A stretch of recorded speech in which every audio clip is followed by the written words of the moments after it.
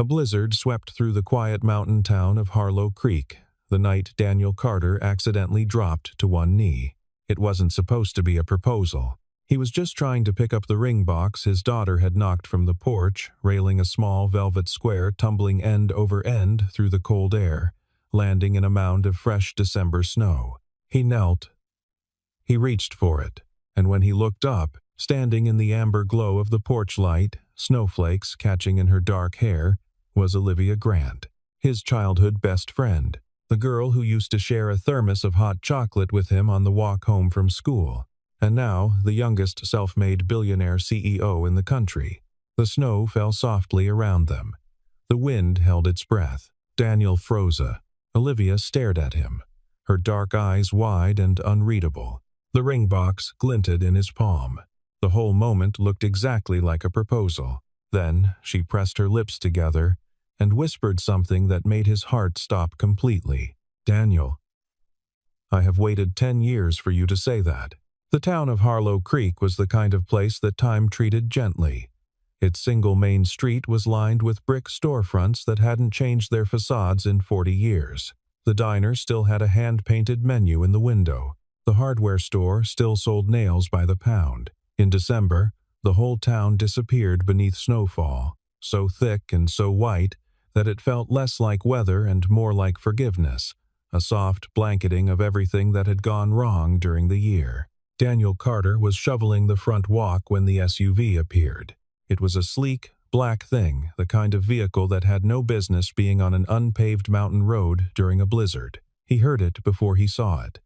The low whine of expensive tires losing their grip, the quiet skid across the ice patch at the foot of his driveway. He dropped the shovel and moved toward the road on instinct, the way he always did when something needed fixing. It was simply how he was built. The SUV stopped just short of the ditch. The engine idled. A moment passed. Then the driver's door swung open, and a woman stepped out into the cold. She was wearing a long wool coat, the color of charcoal, city boots that were absolutely not designed for snow, and an expression that suggested she was accustomed to being surprised by very little. Her dark hair was loose around her shoulders. Snowflakes landed on it and did not melt immediately, because the night was cold enough that the air itself had turned crystalline. Daniel stood very still. He had not seen Olivia Grant in 10 years. He recognized her in under a second. It was not the way she looked on the covers of business publications, composed, precise, unreachable. It was something older than that. It was the set of her shoulders, the slight tilt of her chin when she was uncertain, the way she scanned her surroundings the same way she always had as a girl, as though she were quietly cataloging escape routes. He had known her since they were both 7 years old. He had not forgotten a single detail. The front door burst open behind him. "Daddy!" Lucy came barreling down the porch, steps in her boots, her coat half-buttoned, her red hat askew. She was 6 years old and constitutionally incapable of moving at any speed below a full sprint. She grabbed his arm with both hands and peered around him at the stranger by the black car. "That pretty lady," Lucy said, in the carrying whisper that small children use when they are absolutely certain they are being quiet, "looks like someone from the TV." Daniel rested a hand on top of his daughter's hat. He did not look away from Olivia. "She does," he said. "She does a little." Olivia crossed the distance between them slowly, her boots leaving clean impressions in the fresh snow. She stopped a few feet away. She looked at him the way you look at something you expected to have changed more than it had. The way you look at a place that still fits the shape of an old memory. "Still rescuing people in the snow, Daniel?" Her voice was exactly the same. Lower, maybe. More controlled. But exactly the same. He managed a small, uneven smile. "Your back tire is going to be a problem. You've got ice packed in the wheel well." She glanced at the car. "Of course I do. Come inside," he said. It was not a grand invitation. He said it the way he would have said it when they were children, matter of fact, certain that of course she should come in. Where else would she go? And because it was Daniel, because that was the particular gravity of him, Olivia Grant, who managed a company that employed 11,000 people, followed without argument. Lucy grabbed her hand. That was the part that undid something in Daniel's chest. Watching his daughter simply reach up and take the hand of a woman she had never met, as though the two of them had already settled the question of trust. They went inside, out of the snow. They had grown up 3 streets apart in a town that barely warranted a dot on the state map. Daniel's father ran the auto shop that Daniel now ran. His mother had left when he was 4, not dramatically, not in anger, just gradually, then all at once. The way water drains from a tub. His father never spoke badly of her. He simply filled the silence with engine grease and patience and the particular steadiness that some men carry as their whole inheritance. Olivia's family had less. Her mother worked nights at the roadside motel. Her stepfather worked inconsistently and poorly. What Olivia had, in place of stability, was a mind that moved faster than anyone around her could follow, and a quiet, bruised pride that she wore like armor. Daniel had been the one who noticed the armor. He had spent years finding the seams. They had walked to school together every morning from 2nd grade onward. He had fixed her bicycle so many times the frame was more his repairs than original metal. He had stood between her and Marcus Webb in the 7th grade when Marcus had decided cruelty was a reasonable form of entertainment. And he had not thrown a punch, he had simply stood there, solidly, until Marcus decided the situation was not worth his effort. That was the thing about Daniel. He did not need to escalate. He was simply, unmovably there. She had studied at his kitchen table. He had studied at hers. They had failed geometry together and passed it on the 2nd attempt together and celebrated by walking to the creek and throwing ice chunks into the water until the cold drove them home. It had not occurred to either of them that this was unusual. It had simply been the texture of being alive. The trouble, if you could call it that, was that they had wanted different things from the world. Daniel wanted to stay. He had known it since he was 12, the way some people simply know. His father needed him. The town needed him. The shop needed him. And beyond all of that, he found he was genuinely content in Harlow Creek, in its slowness, in its particular quality of winter light, in the fact that he knew every creak in every floor of the building where he had spent his whole life. Olivia wanted to leave. She had known it just as early, and with a different quality of certainty, the sharp, anxious urgency of someone who understands that staying will cost them something irreplaceable. They had not fought about it. They had not even spoken directly about it. They had simply both known, in the last months before graduation, that the road they had walked together was about to fork. She left in August. He drove her to the bus station. She had one bag and a laptop and a folder of notes that would eventually become the architecture of a company worth more than the GDP of several small nations. He had watched the bus pull away. Then he had gone home and sat in the shop for 4 hours doing nothing, which was unprecedented. Now, a decade later, she sat at his kitchen table in her expensive coat, holding a mug of the same bad instant coffee he had always made, while Lucy showed her a drawing she had done of a horse that was more oval than equine. That is, Olivia said carefully, a very fast horse. You can tell because the legs are all in the same direction. Lucy considered this. She is running from a dragon. That makes complete sense, Olivia said, and she looked up at Daniel over the rim of the coffee mug with an expression that was both rueful and warm, and absolutely unreachable, all at once. He looked away first. "You have a kid," she said quietly, after Lucy had run back to her room. "I do." She did not ask the follow-up question. He answered it anyway. Her mother passed away 2 years ago, cardiac event. She was 28. Olivia set down her mug. Her hands were very still on the table. "Daniel, I am so sorry." "She was good," he said. It was all he could find. In that moment, that was also true and complete. She was really good. The kitchen was very quiet. The blizzard pressed against the windows. Neither of them spoke for a while, and neither of them felt the need to. By morning, the whole town knew. Harlow Creek was not a town where information traveled slowly. It was a town where information traveled the way wind travels through a gap in a fence instantly, completely, and in all directions at once. By 8 o'clock, the woman at the front counter of the diner had told 12 people. By 9, the pharmacist had called his brother-in-law in the next county.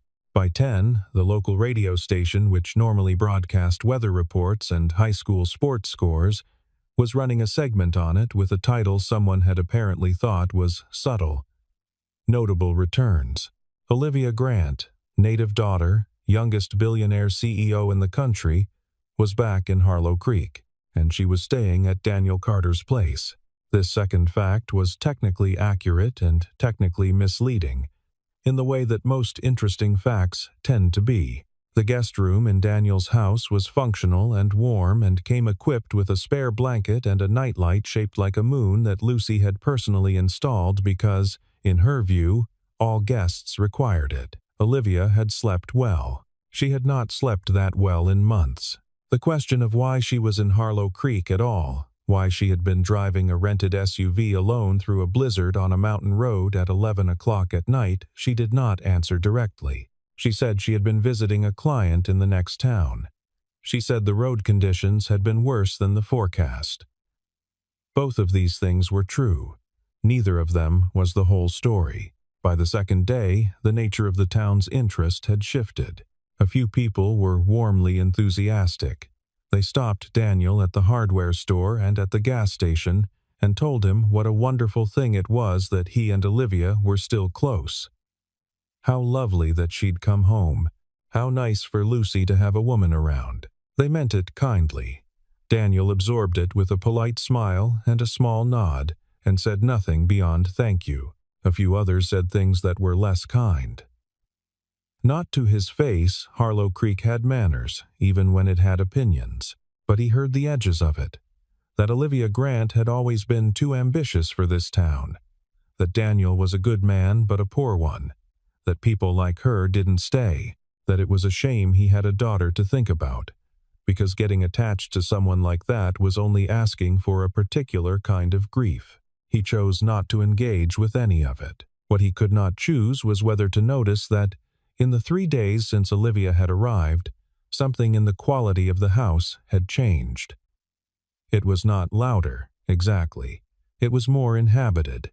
Lucy had taken to following Olivia around in the morning the way she followed the cat at a respectful distance, watching everything, occasionally inserting herself at an angle that made retreat impossible. On the third afternoon, he came in from the shop to find the two of them on the back porch in coats and boots, building a snowman of such structural ambition that he felt compelled to ask whether Olivia had hired an engineer. "We are giving him a scarf," Lucy announced. "It is a very long scarf because he has a very long neck because Olivia said that is called artistic license." "She used my scarf," Olivia said. She was holding the snowman's head in both hands and trying to balance it on a body that was frankly too ambitious for the available snow. "It was Italian wool. Do you want it back?" "Absolutely not. He looks distinguished." Lucy beamed. Daniel watched them from the doorway. He did not go out onto the porch. He stood in the threshold with his hands in his pockets and felt something shift in the architecture of his chest. Something that had been closed for 2 years and was not ready to open, but was perhaps beginning to remember that it had a hinge.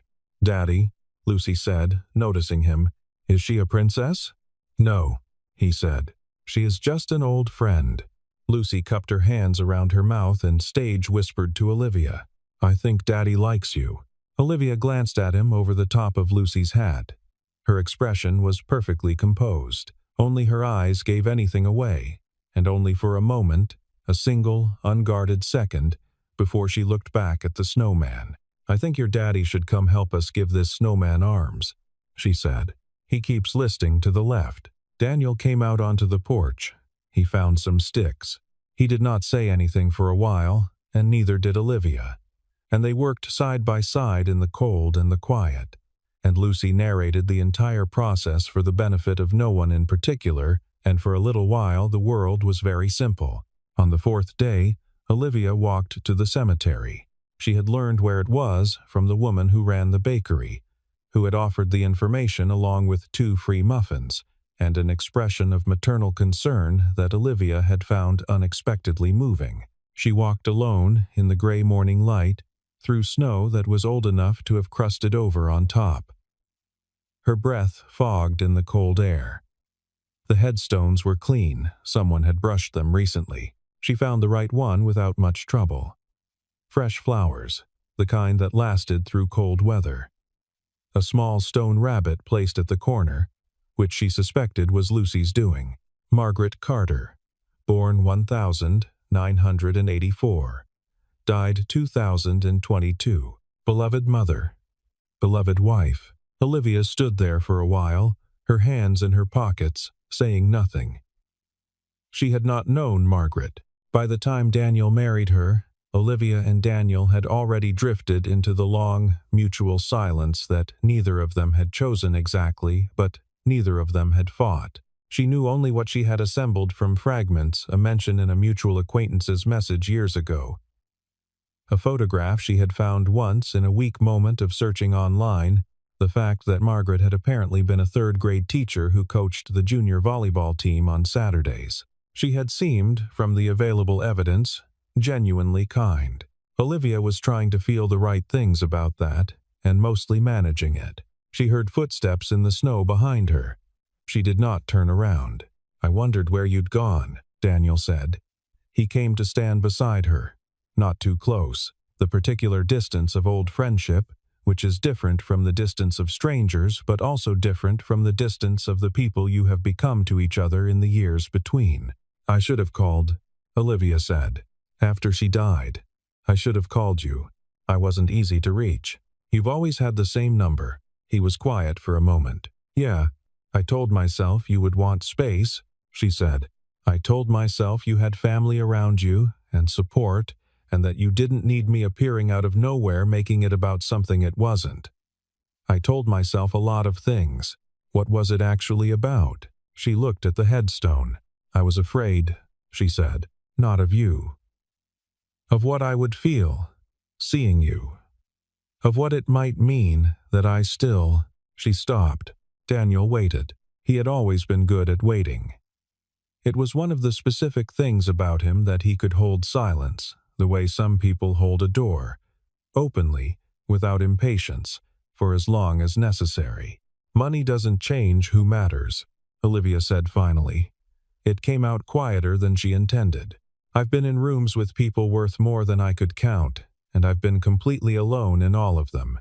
And then I drove into this town in a snowstorm, and you came toward my car, and it was the first time in years that I felt like I was somewhere real." Daniel did not say anything. In her chest, like something locked in a room for 10 years, slowly remembering it had legs, a feeling she had learned to suppress was moving.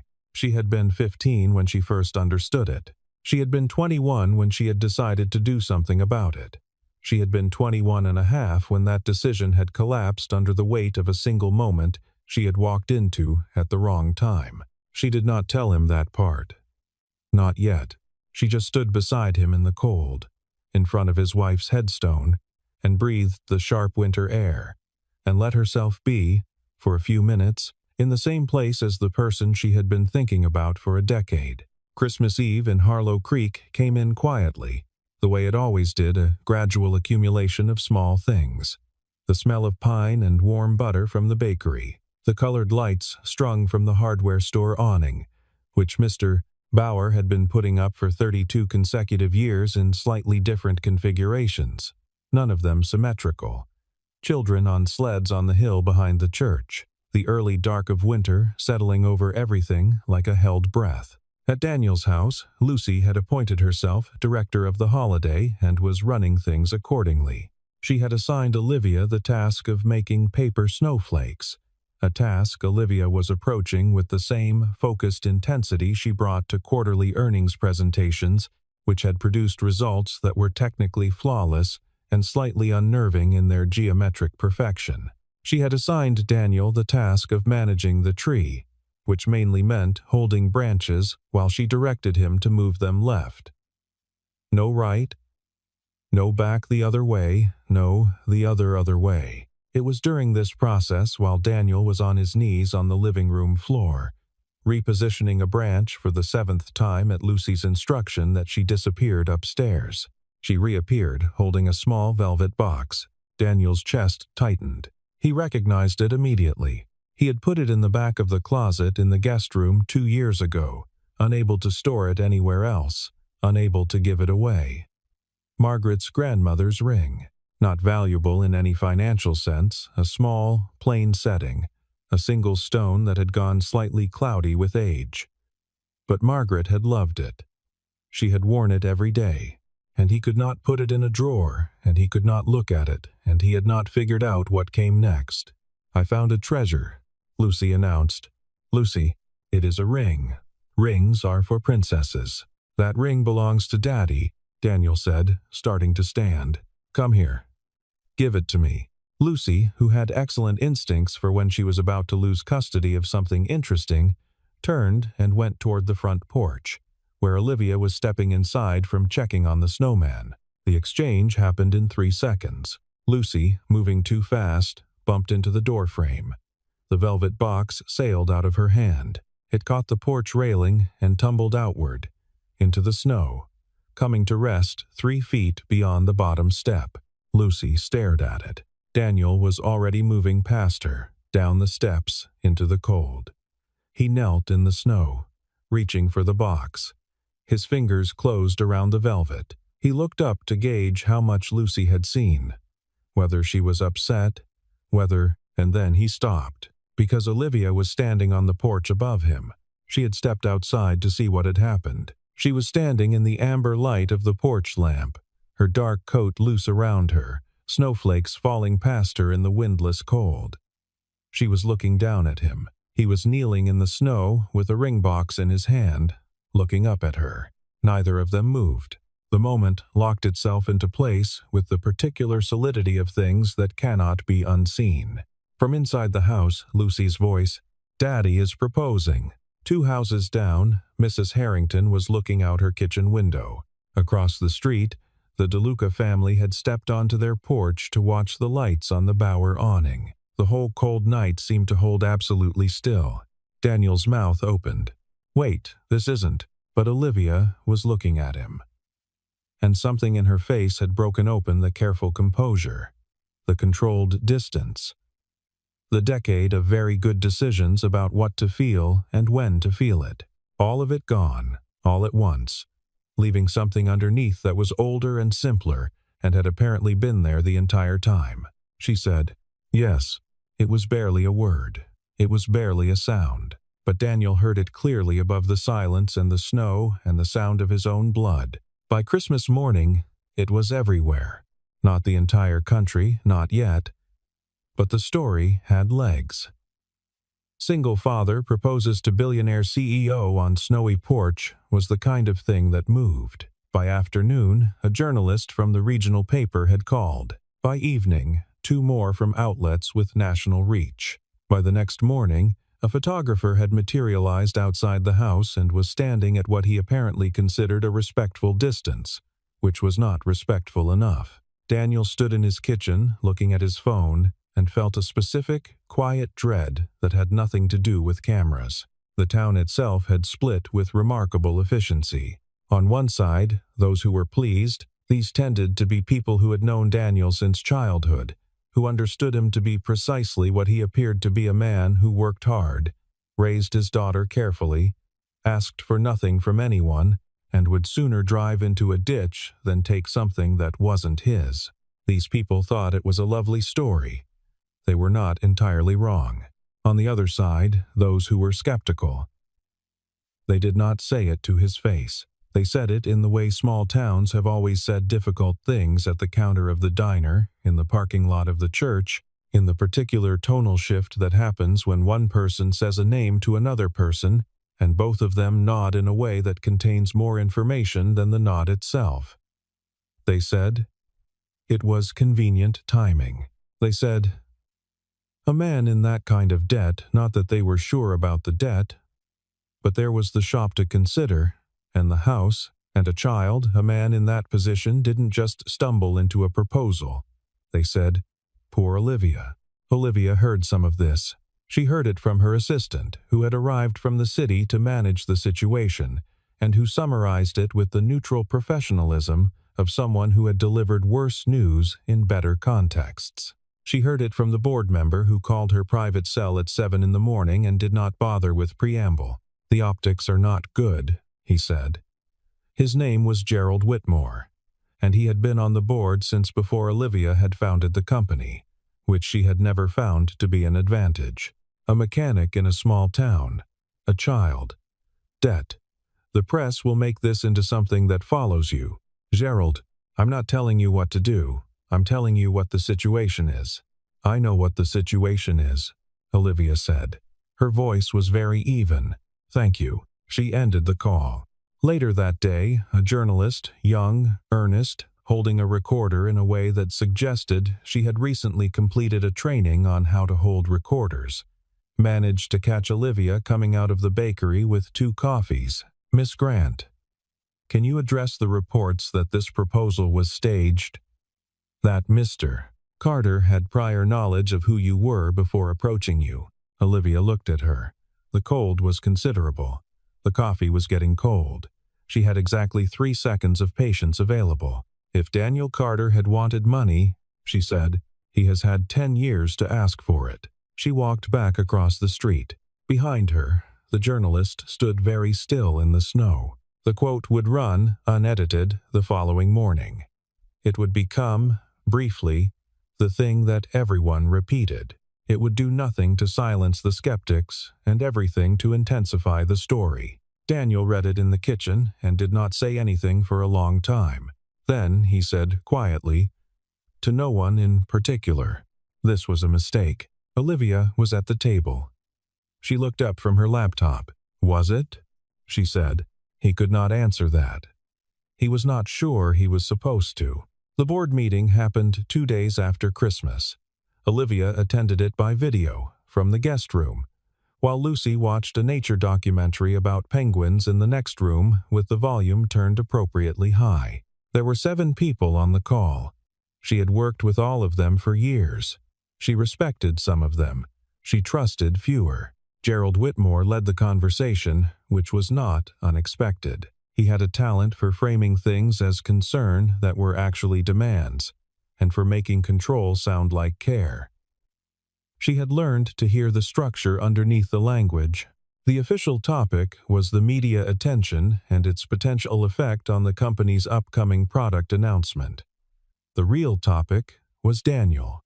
"We're not questioning your personal life," Gerald said, in the particular tone of a man who was absolutely questioning her personal life. "We're questioning the optics at a critical moment.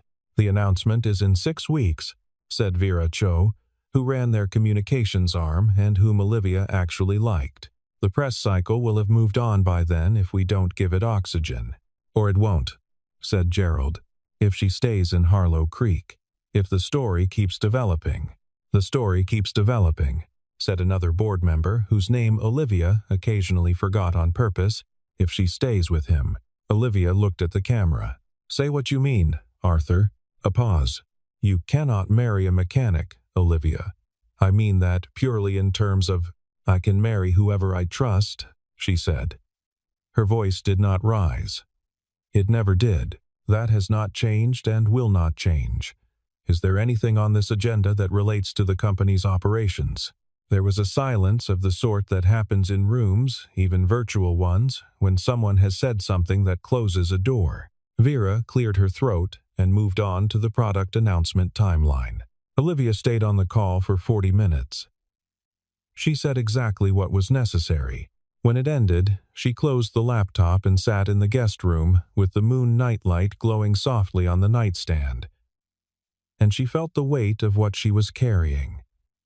The company, the board, the attention, the story the world had decided to tell about a woman who had built everything herself and was now apparently throwing it away for sentiment. She was not throwing anything away, but she understood why it looked that way. She understood, too, that the world's interpretation of her choices would have consequences she could not fully control. That was the thing about having built something large. The structure took on a life of its own. and it made demands. And sometimes those demands ran directly against the shape of the life you actually wanted. She heard, through the wall, Lucy explaining to the penguins that they should probably wear mittens. She pressed her palm flat against her sternum and breathed. The next morning, Daniel told her he thought this was a mistake. She had known it was coming. She had prepared for it. She was ready. She was not ready. He came to find her in the kitchen just before 9. Lucy was still asleep. She had stayed up late, watching the penguins, and had required 3 separate tuck-ins and a negotiation about whether the moon nightlight counted as a light being on. The house was quiet. Snow had fallen again overnight, fresh and unmarked, covering everything that had accumulated. Daniel set the velvet box on the table between them. Olivia looked at it. She did not reach for it. "You should keep this," he said. "I shouldn't have none of this, I don't want you to feel like you're obligated to something that was an accident." "I said yes," Olivia said. "That wasn't an accident. Olivia, your board is calling. There are cameras outside my house. You're in the middle of something important with your company, and you've been derailed by a story about a man in the snow who was picking up a ring box his 6-year-old knocked off a porch. I know what happened. Then you know that you don't owe me." "Daniel," he stopped. Olivia looked at the velvet box for a long moment. Then she looked at him. The morning light was flat and pale and honest, the way winter light tends to be. There was nowhere to hide in it. "I need to tell you something," she said. "I've been deciding for 10 years whether to tell you, and I've always found a reason not to, and I think I'm done finding reasons." He sat down. "The night before I left," she said, "I came to your house. He was still. It was late. I had been awake the whole night, going back and forth, and I had decided I was going to tell you that I didn't want to leave without saying something I had been not saying for a long time." She stopped, started again. "I got to your house. The light was on in the living room. I looked through the window, and he knew. He knew before she finished. He felt it move through him like cold water. You were on one knee," Olivia said. Her voice was very steady.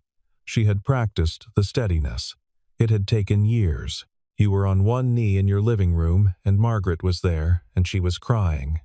And you were smiling at her the way you used to smile when something was exactly right." He pressed both hands flat on the table. "Olivia, I turned around and I walked away and I got on the bus the next morning and I built something large enough that I wouldn't have to think about it." The kitchen was absolutely silent. "I am not telling you this to make you feel guilty," she said. "I am telling you because you're trying to give me a reason to leave, and I want you to understand that I already had 10 years of reasons." They stopped working. She reached out and touched the velvet box, not picking it up, just resting her fingers on it. "When you knelt in the snow the other night," she said, "it felt like time had given me another chance to be standing in the right place." Daniel looked at her for a long time. His hands were still flat on the table. The winter light lay across everything. He did not say anything, because there was nothing to say that could fit the size of what had just been said. For 2 days, he said very little. He fixed a truck engine that needed extensive work. He took Lucy to the hill behind the church and sledded with her until his boots were soaked through. He made dinner 3 nights in a row, which was his version of processing something, occupying his hands with the necessary and the familiar, while his mind worked on the larger question at a level just below language. The question was not whether he loved Olivia. He had understood that for a long time, in the way you understand something you have agreed not to look at directly peripheral, consistent, stubbornly present. The question was what that love meant in the context of everything else. He thought about what her life was. The company, the board, the relentless attention. The particular kind of loneliness that came, he suspected, from spending years in rooms full of people and never being certain which of them were actually there for you.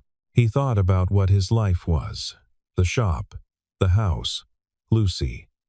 Harlow Creek in the winter, which was demanding and beautiful and required everything from him and gave it all back in a different form. He was not ashamed of his life. He had never been ashamed of it. But he understood, in the clearest part of himself, that he was a man who fixed engines in a small mountain town, and she was a woman who sat across the table from government officials and international investors, and that these two facts would require something large and effortful from both of them if they were going to exist in the same life. He did not know if he had the right to ask that of her. He was still working through this when Lucy found him in the garage, lying under the truck, staring at the undercarriage without actually seeing it. She lay down on the floor beside him. This was her method of entering serious conversations. She had learned it from him. "Daddy, yeah, Olivia looks happy when she is here." He was quiet. She did not look happy when she was on her telephone doing the work thing. She looked like how you look when the shop books are wrong. "Lucy, I am just telling you what I see."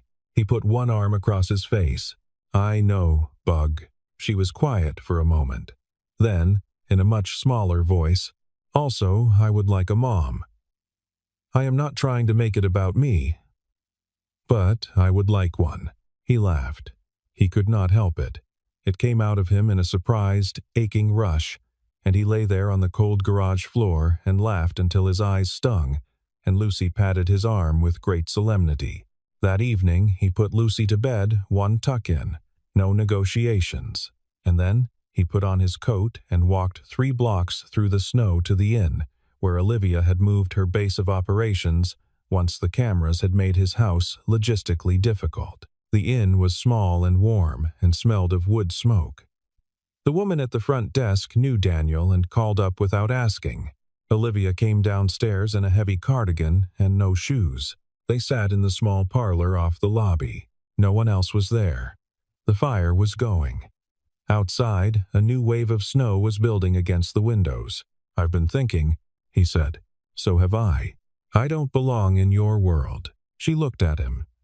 Her expression was very still and very exact. "Then build a new one with me," she said. He shook his head, slowly, not in refusal but in the manner of someone who is trying to understand the shape of something. "You've built something real. I don't want to damage it." "You can't damage it," she said. "What you could do is make it worth having." He looked at her for a long moment. The fire crackled. The snow built against the glass. "What does that mean?" he said. "Practically speaking." And she said, "It means we figure it out. The same way people always figure things out badly and carefully and together." He sat with that. It was, he thought, the most honest thing anyone had said to him in years. He asked her the question on the last day of the year. Not because the date was significant. He was not, by nature, a man who organized his life around symbolic timing, but because that was when it happened, in the particular sequence of events that had been building since the night her car slid on the ice outside his house. They were in his kitchen. Lucy was at her grandparents' house for the evening, which was where she spent New Year's Eve every year, making confetti from old magazines and eating more sugar than was strictly advisable. The house was quiet. The snow outside was new and unmarked. Daniel had made coffee that was actually good this time, because Olivia had suggested 3 specific adjustments to his method that he had, after some resistance, implemented. He set a mug in front of her. He sat down across the table. He said, "Olivia, do you actually want this?" She looked at him across the table. The mug was warm between her hands. The kitchen light was the kind of warm, slightly yellow light that makes everything look like a memory, even while it's happening. "I want to show you something," she said. She reached into the leather folio she had set on the chair beside her. She slid a document across the table. Daniel looked at it. It was a legal document. Several pages, dense with language, bearing the stamp of a firm he did not recognize. He turned to the relevant summary page. She had bookmarked it with a yellow tab and read it twice, slowly, because it required 2 readings to fully absorb. It was a partnership agreement. His name was already in it. Not a financial gift. Not a loan. A partnership. A co-ownership stake in a specific division of her company. A technology arm focused on infrastructure repair systems, which was, apparently, something that existed and needed exactly the kind of practical, mechanical intelligence he had been developing his entire professional life. He set it down carefully. "When did you—" "3 weeks ago," she said. "Before the snowstorm. Before my car slid on your road." He was very still. "I drove to Harlow Creek," Olivia said, "because I had decided to come find you. The blizzard was inconvenient, but I was coming regardless. You came here to offer me a job? I came here to ask you to build something with me." She reached into the folio again. She set a second document on the table. This one was smaller, simpler. It had been written, from the look of the paper and the particular typeface, on the small printer in the inn's business center. It was a letter. He recognized her handwriting from decades ago. Deliberate, forward-leaning. The letters of someone who writes like they mean it. He read it. He read it twice. When he looked up, his face was doing something he was not entirely in control of. "You were going to propose," he said. "I had a speech." "You had a speech." "I had practiced it for approximately 3 weeks. It was good. It had structure. I had accounted for multiple possible responses on your part, including the one where you panicked and changed the subject." He pressed one hand over his mouth. "I didn't say yes on the porch because I felt obligated," she said. "I said yes because I had already decided to ask you the same question, and I thought if I waited for my version to happen, I was going to lose the moment." He looked at her for a long time across the kitchen table. The coffee was getting cold. The snow was falling outside with the specific quiet of a world that has decided nothing further is required of it tonight.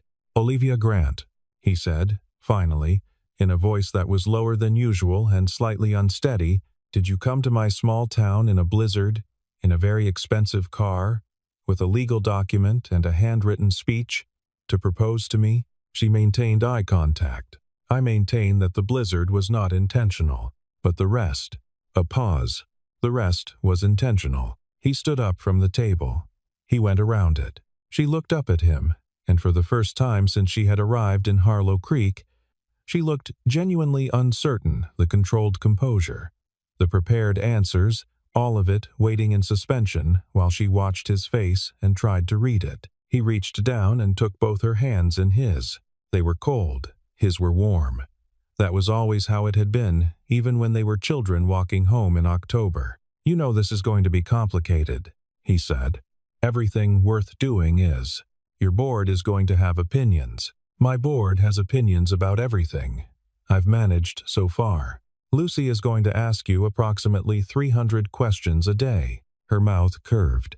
"I have answered harder questions under worse conditions, and I fix trucks." "Daniel," she said, "some of my most critical infrastructure runs on things that would fall apart if someone didn't fix them. Do not underestimate truck repair." He laughed, and she laughed, and then neither of them was laughing anymore, just standing very close in the kitchen of the house where he had grown up, where his daughter slept and his life had its particular shape, and something that had been held at a careful distance for 10 years was no longer at a distance at all. He said, "Yes, just that. Simple, certain, and final." She closed her eyes for a moment. The relief in her face was something he had not expected, that a woman who had built an empire could still look like that, like someone who had been holding their breath for a very long time and has finally been given permission to exhale. He held her hands. The snow continued to fall outside the window. Quiet. Soft. The particular snow of a town that has seen many winters and knows how to hold its stillness around the things that happen in it. The back door opened at 1:45. Lucy stood in the frame in her boots and her winter coat and her red hat, trailing a paper streamer she had apparently liberated from the New Year's celebration at her grandparents' house. She looked at her father. She looked at Olivia. She looked at the way they were standing. She pointed at Olivia. "Does this mean I get a billionaire mom?" Daniel pressed one hand over his face again. Olivia looked at Lucy with an expression that was warm and precise and slightly dangerous. "It means," she said, "that you get me. I'll let you decide what that's worth." Lucy considered this for approximately half a second. Then she ran across the kitchen and grabbed Olivia around the middle with both arms. the way she did with her father when she had decided something was finished being uncertain. Daniel watched. He stood in his kitchen with his old coffee and his particular life and the woman who had driven into it through a blizzard. And he felt not the dramatic swell of a resolution, not the clean close of something ending, but the quiet, specific opening of something that had been waiting a long time to begin. Outside, the snow fell. It covered the yard where the snowman stood, a little lopsided now, wearing a scarf that had cost more than Daniel earned in a week, and looking entirely content about it. It covered the porch, where a ring box had fallen from the railing and started something that none of them had planned. It covered the road in from the highway, and the entrance to town, and the hill behind the church, and the cemetery where a headstone stood clean and still. It covered everything, and none of them, in the warm kitchen, were cold.